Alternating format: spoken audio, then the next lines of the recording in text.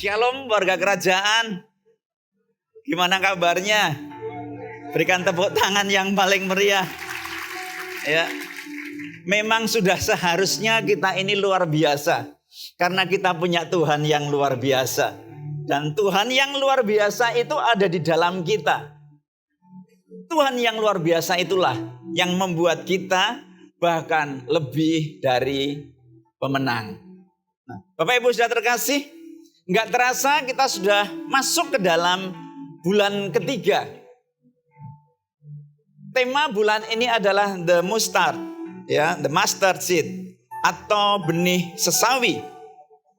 Diambil dari Markus 4 ayat 30 sampai 32. Demikian firman Tuhan. Katanya lagi, dengan apa hendak kita membandingkan kerajaan Allah itu? Atau dengan perumpamaan manakah hendaknya kita menggambarkannya? Hal kerajaan itu seumpama biji sesawi yang ditaburkan di tanah.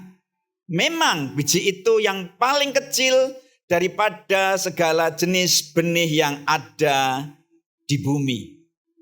Nah, Bapak Ibu sudah terkasih, bahwa memang biji sesawi adalah biji yang sangat kecil sekali. Minta tolong ditampilkan gambarnya supaya bisa tahu ada gambaran jemaat di tempat ini. Ini kita bisa melihat perbandingan antara biji sesawi dengan tangan yang memegangnya. Jadi biji sesawi ini besarnya kurang lebih hanya 1 mm.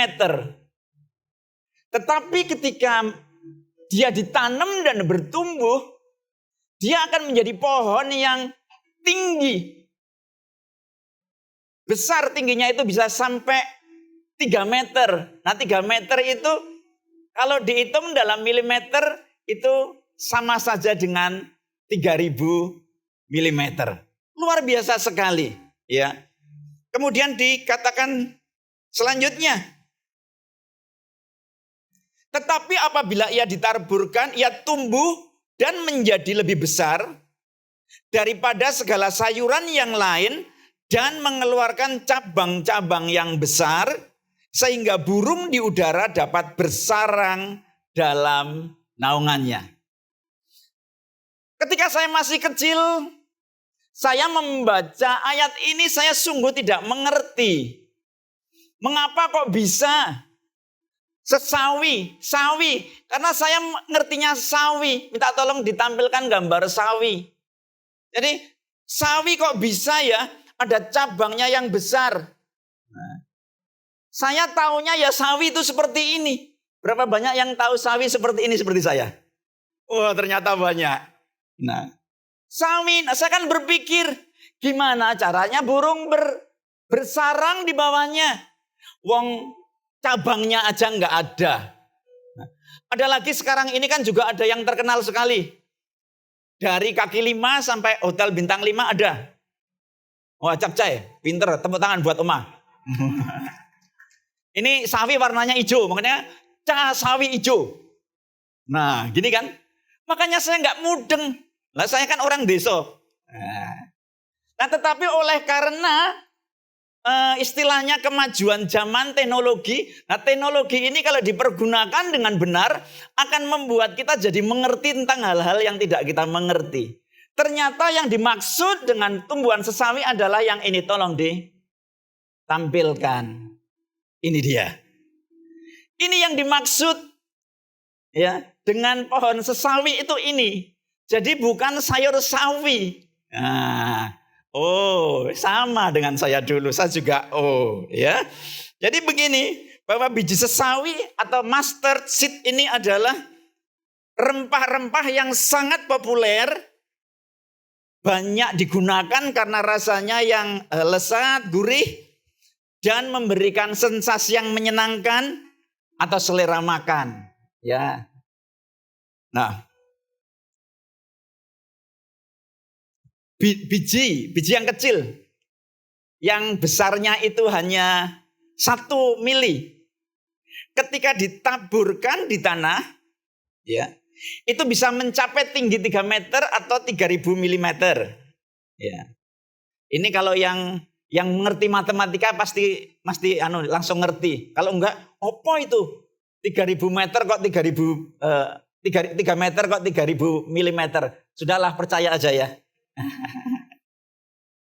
Jadi begini, ini Tuhan Yesus hendak menggambarkan tentang kerajaan Allah. Dan mengapa kok Yesus itu terpikir enggak cari perumpamaannya misalnya biji salak. Nah, kalau biji salak kan ada kolak biji salak ya. Nah, atau biji durian, atau bahkan ada orang yang usil mungkin, Tuhan kenapa enggak biji kedongdong? Karena ada yang tanya, apa itu hebatnya biji kedongdong? Itu baru saya temukan satu-satunya biji yang ada rambutnya ya biji kedongdong itu. Nah, kenapa Tuhan Yesus mengambil perumpamaan melalui biji sesawi? Ya karena sekalipun dia adalah biji yang paling kecil, tetapi dia bisa bertumbuh, berubah menjadi besar. Hari ini kita belajar 3 hal tentang biji sesawi.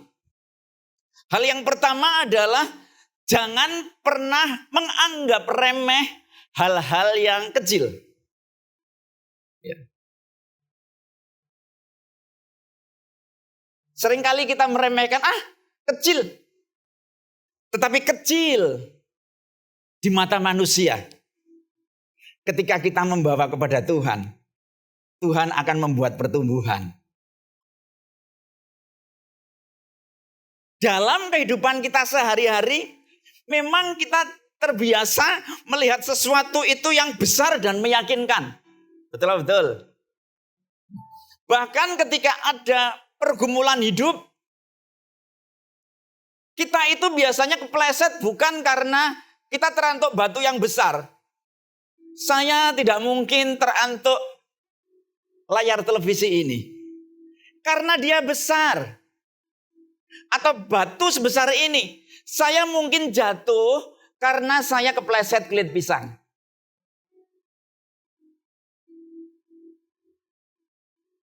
Perumpamaan biji sesawi ini mengajarkan kepada kita. Mungkin saat ini kita dipercaya pada hal-hal yang kecil. Mungkin di kantor kita baru jadi office boy. Atau mungkin kita baru memulai buka usaha, baru ngemper. Tetapi percayalah, ketika kita setia, kita nggak ngeremehkan, maka Tuhan bisa mengubahkan seperti biji sesawi itu. Melipat kali gandakan 3000 kali. Yang setuju berikan tepuk tangan. Yang terpenting dalam kehidupan kita bahwa kita ini mempunyai nilai-nilai kehidupan kerajaan Allah. Itu kan semua tahu, light. Jangan hanya terus dijadikan slogan light, love, integrity, grace, terus humility, truth. Nah, slogan atau nilai light ini nggak akan pernah merubah kita kalau kita nggak pernah menghidupinya. Dia akan punya power kalau kita itu kemudian menghidupinya. Lukas 16 ayat 10. Barang siapa setia dalam perkara-perkara kecil, ia setia juga dalam perkara-perkara besar. Dan barang siapa tidak benar dalam perkara-perkara kecil, ia tidak benar juga dalam perkara-perkara besar. Jadi Tuhan Yesus mengajarkan kepada kita untuk kita setia dan bertanggung jawab, bahkan sekalipun hal itu remeh, kelihatan kecil dan sederhana. Ketika saya duduk di sini sama istri saya, kadang-kadang kami melihat ada jemaat yang terbatuk-batuk. Kemudian ada yang datang ke depan minta, Pak boleh izin saya mau minta air mineralnya. Dimulai dari peristiwa kecil itu, saya kemudian kami terpikirkan, kenapa kok kami tidak menyediakan minuman di luar. Mungkin itu tidak begitu penting buat orang-orang tertentu. Tetapi untuk orang-orang tertentu yang mungkin kering tenggorokannya, itu pasti sangat penting sekali, betul? Dan sangat luar biasa sekali. Ya, jadi menjadi berkat itu bisa dimulai dari hal-hal kecil. Gak usah berpikir yang terlalu besar. Kalau aku sudah kaya, baru nanti aku jadi berkat. Iya kalau kaya. Jadi berkat itu dimulai dari sekarang. Saya senang sekali terberkati ini. Semua kelihatan semangat. Gak ada yang asik main medsos sendiri. Tahu nggak pendeta itu ya, jujur nih, ada yang main medsos sendiri itu tertekan tahu. Jadi Tuhan mengajarkan kepada kita untuk setia dan bertanggung jawab. Ada yang tahu namanya Cak Asmo? Tahu. Nah ini sebetulnya di sini juga banyak, tapi saya belum minta izin jadi nggak berani. Salah satunya Cak Asmo aja saya saksikan. Cak Asmo itu dimulai dari gerobak dorong. Sekarang dia kan sudah punya beberapa tempat, ya ada di tempat yang di Prime, di Mahindra Data. Itu dimulai dari gerobak dorong. Saat itu saya juga masih mulai belajar bekerja. Nggak mampu saya untuk makan di tempat yang mahal-mahal. Saya mampunya makan di tempat Cak Asmo. Ya, Cak Asmo itu kan nasi goreng, mie goreng. Nah, saya saya kadang-kadang pesennya itu karena sudah nasi goreng, mie goreng ya nasi putih. Tapi saya minta telur ceploknya kalau nggak 2, 3. Nah, iya. Dan waktu itu belum ngetren sawi. Mungkin kalau ada sawi saya juga nambah sawi. Nah, itu ya. Tetapi luar biasanya Cak Asmo itu hari Rebo itu dia pasti libur. Dia ikut komsel. Dan dia percaya penuh bahwa Tuhan itu bisa menggantikan omset Rebonya itu mungkin di Selasanya atau di Kamis dan hari selanjutnya. Kolose 3 ayat 23. Apapun juga yang kamu perbuatlah dengan segenap hatimu seperti untuk Tuhan dan bukan untuk manusia. Nah ini penting sekali kita hidupi. Dikatakan segenap hati. Arti dari segenap hati artinya adalah mengerjakan sebaik mungkin. Seperti untuk Tuhan. Tidak fokus pada apa yang akan didapatkan atau apa yang tidak akan didapatkan. Ketika kita fokus pada apa yang kita dapatkan atau apa yang tidak kita dapatkan, maka kita tidak akan pernah maksimal dalam melayani Tuhan. Pak, melayani Tuhan maksudnya bagaimana? Nah, ketika kita jualan, ketika kita kerja, sebetulnya itu pelayanan kita. Seperti saya hari Senin sampai hari Sabtu, saya masih ngantor di Renon. Ya saya harus melayani Tuhannya memang di sana. Jadi kalau hari Minggu seperti ini adalah hari yang saya nanti-nantikan. Karena saya ketemu dengan warga kerajaan yang luar biasa. Yang sedang berikan tepuk tangan. Ya, jadi mari berikan yang terbaik kepada pelanggan kita. Jangan kalau belinya murah, kemudian disepelekke, diremehkan. Kita nggak pernah tahu, siapa tahu itu testing. Wah, ketika kita sekalipun beli murah, kecil, tapi kita layani dengan luar biasa. Nah, siapa tahu dia ternyata punya tempat yang bagus. Dengan pelayanan seperti ini kok akan maju. Silakan pindah ke tempat saya. Di dalam Tuhan tidak ada yang mustahil. Yang setuju berikan tepuk tangan. Jadi jangan fokus tentang apa yang akan didapatkan atau apa yang tidak didapatkan. Fokuslah bahwa ketika kita mengerjakan sesuatu, itu karena kita mau melakukan rencana Tuhan dalam kehidupan kita. Kita mau menjadi berkat buat orang-orang di sekitar kita.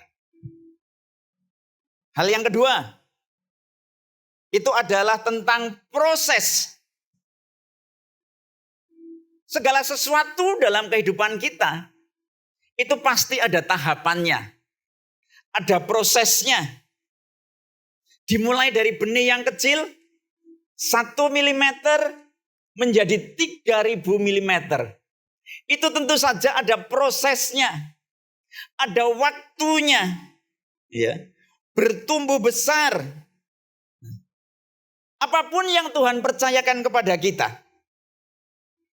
Ketika kita setia pada proses, maka akan terjadi yang namanya pertumbuhan yang bahkan mungkin kita tidak pernah menyadarinya. Ya. Karena kita tidak lagi berpikir tentang apa yang kita dapatkan dan apa yang tidak kita dapatkan.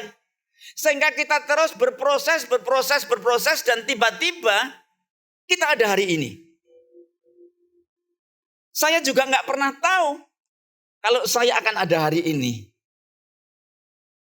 Saya yakin Bapak Ibu Saudara terkasih juga nggak pernah tahu kalau ada hari ini, betul? Mungkin kita datang waktu itu hanya dengan membawa tas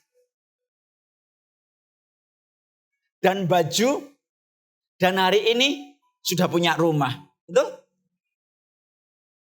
Ya. Itu yang namanya proses. Pengkhotbah 11 ayat 5. Sebagaimana engkau tidak mengetahui jalan angin dan tulang-tulang dalam rahim seorang perempuan yang mengandung, demikian juga engkau tidak mengetahui pekerjaan Allah yang melakukan segala sesuatu. Jadi setialah pada proses. Kalau kita ada hari ini semua karena karya kasih karunia dan karya Tuhan dalam kehidupan kita. Karena Tuhan melakukan segala sesuatu dalam kehidupan kita. Hasil adalah ending dari proses. Nah, banyak orang itu fokusnya kepada hasilnya. Saya mau sampaikan bahwa hasil itu hanya bonus. Bagian kita adalah apa? Menjalani prosesnya. Hasil itu tidak pernah mengkhianati usaha. Ketika kita menaruh, ya, ketika kita berserah kepada Tuhan, segala sesuatunya dimulai dari Tuhan. Saya percaya hasilnya akan luar biasa. Mungkin Bapak Ibu Saudara terkasih berkata demikian, Pak, aku ini prosesnya sudah lama banget, Pak. Kenapa kok enggak berubah-berubah, Pak? Mari kita cek. Sebab Tuhan itu selalu tahu waktu yang terbaik buat kita. Kita ini ya, kebanyakan kalau makannya mie instan. Kemudian kalau ada campuran sosis, sosisnya instan. Minumnya kopi instan. Nah, kita berpikir bahwa segala sesuatu dalam kehidupan kita bisa diperoleh secara instan. Sedangkan yang instan-instan itu kalau buat saya secara pribadi, itu enggak sehat. Dan pasti lebih enak yang pakai proses. Proses yang paling penting adalah proses tentang kerendahan hati.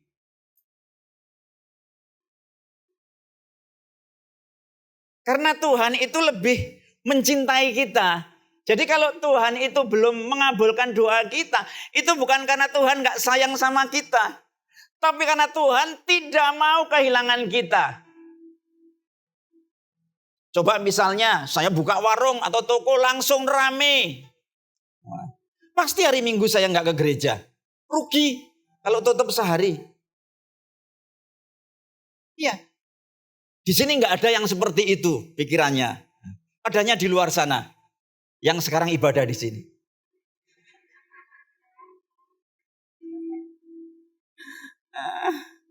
Jadi Coba bayangkan, kalau tiba-tiba saya misalnya dari anak kos, tiba-tiba saya dapat lotre, hadiah rumah besar. Saya bisa lupa saya. Betul, saya bisa lupa. Jalan nggak lagi nginjak tanah. Nah, ya. Tuhan nggak mau kehilangan kita. Oleh karena itu, kalau mau diberkati Tuhan, yang perlu dilakukan adalah persiapkan hati kita dan hidup kita. Untuk ketika kita diberkati, gaya hidup kita nggak berubah. Yang setuju berikan tepuk tangan. Bukan berarti nggak boleh beli mobil bagus, boleh. Ya, tapi yang penting bukan untuk gaya-gayaan. Ya. Jangan karena keinginan kita yang seharusnya kita nggak mampu, akhirnya dibela-belain utang, rugi, kuno itu. Nah, cukupkan dengan apa yang ada padamu. Sebab nilai kita itu bukan tentang apa yang kita pakai. Bukan tentang outfit kita.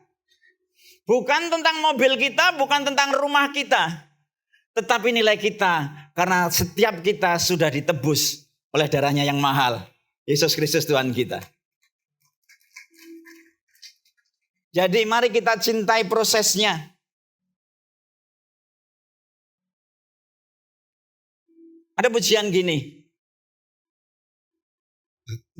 Waktu Tuhan pasti yang terbaik. Walau kadang tak mudah dimengerti. Lewati cobaan, ku tetap percaya waktu Tuhan pasti yang terbaik. Sekali lagi naikkan pujian ini, waktu Tuhan pasti yang terbaik. Walau kadang tak mudah dimengerti. Lewati cobaan, ku tetap percaya waktu Tuhan pasti yang terbaik. Tidak ada kemuliaan tanpa proses. No cross, no glory. Kita semua tahu siapa itu Yusuf. Yusuf adalah orang yang dipercaya. Dia menjadi perdana menteri di Mesir waktu itu. Saat dia masih kecil, dia mendapatkan mimpi. Tetapi bukan semata-mata ketika dia mendapatkan mimpi terus hidupnya enak. Kita semua tahu bahwa Yusuf itu 11 bersaudara, jadi 12 termasuk dia. Orang tuanya sangat mengasihi Yusuf, sehingga dia dibelikan jubah yang paling bagus. Hal ini membuat saudara-saudaranya iri. Dan yang terjadi adalah kemudian tadinya punya rencana untuk membunuh Yusuf, tapi Yusuf tidak jadi dibunuh. Kemudian Yusuf dijual sebagai budak. Proses. Coba dibayangkan, mendapat mimpi menjadi pemimpin, dijual jadi budak. Itu enggak nyambung, betul ya? Harusnya kan, wah kemudian disiapkan, ada putri raja yang cantik, terus kemudian melihat, wow ganteng banget, dijadikan menantu dan jadilah dia pemimpin, betul? Tapi enggak seperti itu. Dijual sebagai budak. Tetapi ketika dia dijual sebagai budak pun, sebab Yusuf adalah seorang yang takut akan Tuhan, dia melakukan dengan sebaik mungkin. Melakukan pekerjaannya seperti untuk Tuhan, walaupun dia hanya sebagai budak. Dan sampai nyonyanya kesemsem. You know kesengsem? Ini bahasa Jawa yang luar biasa. Ya. Sampai dia tertarik, tetapi Yusuf tidak mau. Dan akhirnya dia difitnah, dimasukkan ke penjara. Karena difitnah, dia dipenjara karena sesuatu yang tidak dia lakukan. Dan sudah di penjara pun dia dilupakan oleh orang. Juru minuman dan juru roti melupakan dia. Tetapi Yusuf tidak pernah sakit hati. Bagaimana dengan kita? Ya, firman Tuhan dengan jelas mengatakan, jagalah hatimu dengan segala kewaspadaan. Iya, thank you Oma.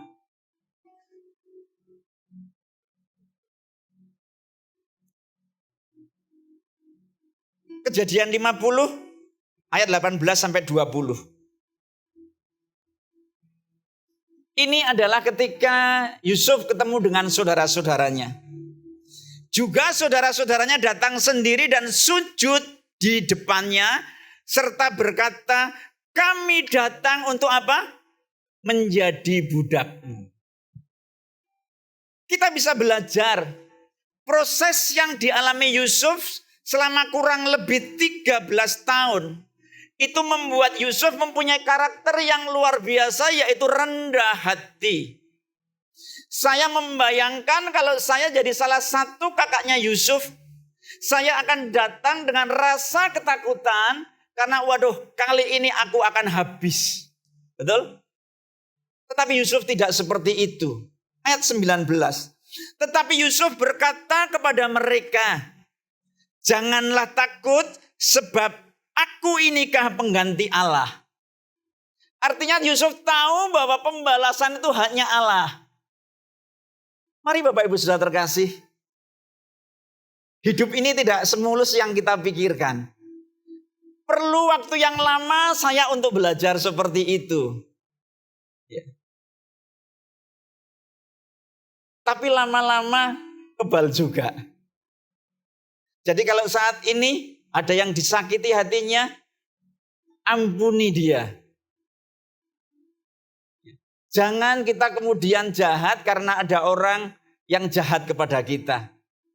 Jangan tambah satu orang tidak baik di bumi ini hanya karena kita berespon tidak baik terhadap orang yang tidak baik kepada kita. Ayat 20. Ini luar biasa. Memang kamu telah mereka-rekakan yang jahat terhadap aku. Tetapi Allah telah mereka-rekakannya untuk kebaikan. Dengan maksud melakukan seperti yang terjadi sekarang ini. Yakni memelihara hidup suatu bangsa yang besar. Ini artinya begini. Kakak-kakak terima kasih karena engkau sudah menjual aku jadi budak. Karena tanpa engkau menjual aku jadi budak, aku nggak ada hari ini. Betul? Jadi mari kita nikmati prosesnya. Jangan kita langsung fokus, wah aku dapat apa, aku nggak dapat apa. Katakan bersama saya, itu kuno. Yes, tepuk tangan yang paling meriah. Tuhan kita nggak pernah terlambat. Tetapi juga nggak pernah terlalu cepat dan terburu-buru. Hal yang ketiga tentang benih. Itu adalah kematian. Mati. Mati ini artinya tidak hidup untuk diri sendiri lagi. Mati kedagingannya. Tadi kita kan naikkan pujian itu bareng-bareng. Gak mau ku hidup bagi dunia ini lagi. Tak ingin kompromi, tak ingin lakukan hal yang dapat dukakan hatimu. Tak mau ku hidup di luar tutur kata firman-Mu yang telah bebaskanku. Yesus, kebenaran-Mu adalah adalah pilihan. Ayo nyanyi bareng-bareng yuk. Kayaknya kok masih mau kompromi nih. Tak mau ku hidup bagi dunia ini lagi. Tak ingin kompromi, tak ingin lakukan hal yang dapat dukakan hatimu. Tak mau ku hidup di luar tutur kata firman-Mu yang telah bebaskanku. Yesus, kebenaran-Mu adalah pilihanku. Ini yang namanya mati ya seperti ini. Enggak kompromi terhadap dunia. Yohanes 12 ayat 24. Aku berkata kepadamu, sesungguhnya jikalau biji gandum tidak jatuh ke dalam tanah dan mati, ia tetap satu biji saja. Tetapi jika ia mati, ia akan menghasilkan banyak buah. Mengapa biji sesawi itu kemudian bisa bertumbuh 3.000 kali lipat jadi berkat untuk yang ada di sekitarnya? Karena dia mati. Demikian pula hidup kita. Kita akan menjadi berkat untuk orang-orang di sekitar kita. Kalau kita sudah mati kedagingan kita, enggak lagi kompromi dengan dunia ini. Yesus Kristus adalah contoh keteladanan. Kalau kita hari ini bisa mengucap syukur, bisa bersukacita, kita bisa punya hubungan yang erat dengan Tuhan, kita bisa memanggil Tuhan adalah Bapa. Itu bicara tentang relasi, ya, relasi. Sebab memang kekristenan itu bukan tentang agama, tentang relasi. Hanya kekristenan yang memanggil Tuhannya itu Bapa, betul? Bapa kami yang ada di surga.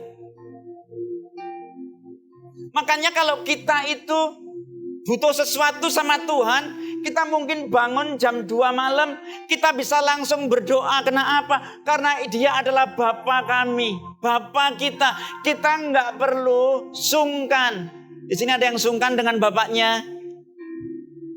Kalau saya nggak sungkan, dengan bapak saya nggak sungkan. Karena bapak itu hobinya memberi. Yang setuju berikan tepuk tangan.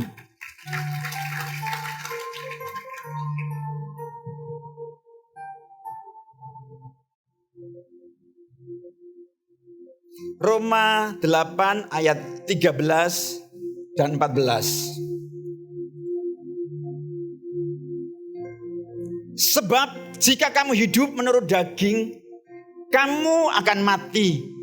Tetapi jika oleh roh kamu mematikan perbuatan-perbuatan tubuhmu, kamu akan hidup. Semua orang yang dipimpin roh Allah adalah anak Allah. Berapa banyak anak Allah di tempat ini? Berikan tepuk tangan yang paling meriah.